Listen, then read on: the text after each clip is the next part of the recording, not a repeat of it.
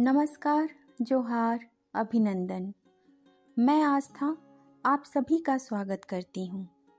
लोरिक चंदा की कहानी के इस कड़ी में हम आपका अभिनंदन करते हैं।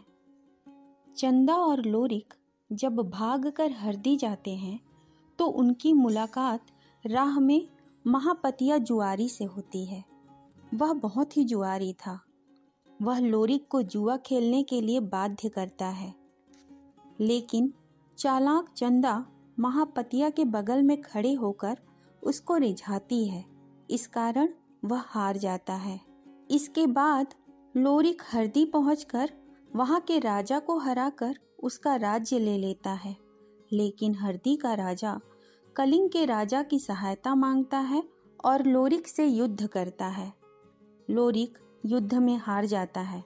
उसे लोहे की जंजीरों से बांध दिया जाता है, परंतु अंत में माँ दुर्गा की कृपा से वह वापस विजय प्राप्त करता है और चंदैनी के साथ हंसी खुशी रहने लगता है।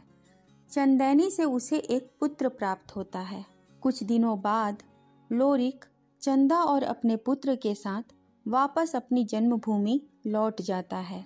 लोरिक न्यायपूर्ण ढंग से राज्य करने लगता है। अब इंद्रदेव उसकी भक्ति की परीक्षा लेना चाहते थे, क्योंकि वह माता दुर्गा का भक्त था। इंद्रदेव माँ दुर्गा से चंदा का रूप धारण करके लोरिक के पास जाने के लिए कहते हैं। लोरिक मोहित होकर उन्हें पकड़ना चाहता है। इससे माँ दुर्गा को क्रोध आ जाता है और उन्होंने ऐसा तमाचा लगाया कि वह घूम जाता है।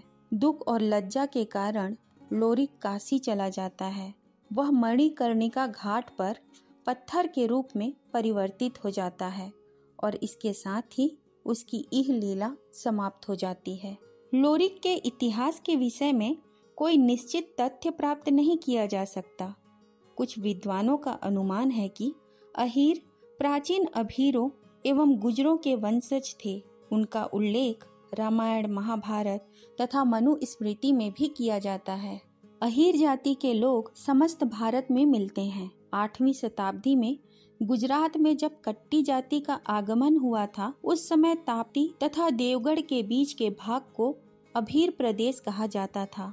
बंगाल के पाल वंश से भी इनका संबंध बतलाया जाता है। इस प्रकार हम देखते हैं कि प्राचीन समय से ही अहीर एक महत्वपूर्ण जाति रही है। इतिहास कहता है कि लोरिक का उद्भव मध्य युग में हुआ होगा। छत्तीसगढ़ी अहीर समाज में अपने बांस गीतों के माध्यम से लोरिक की वीरता का प्रसंग सुनने को मिलता है।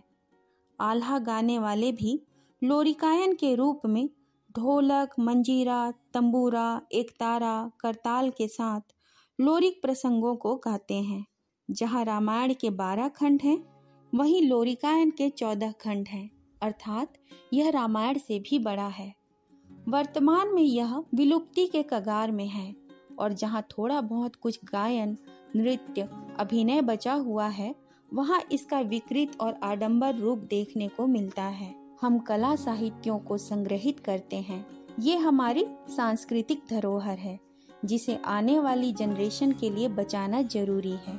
हमारे इस प्रयास में आप हमारा साथ दीजिए।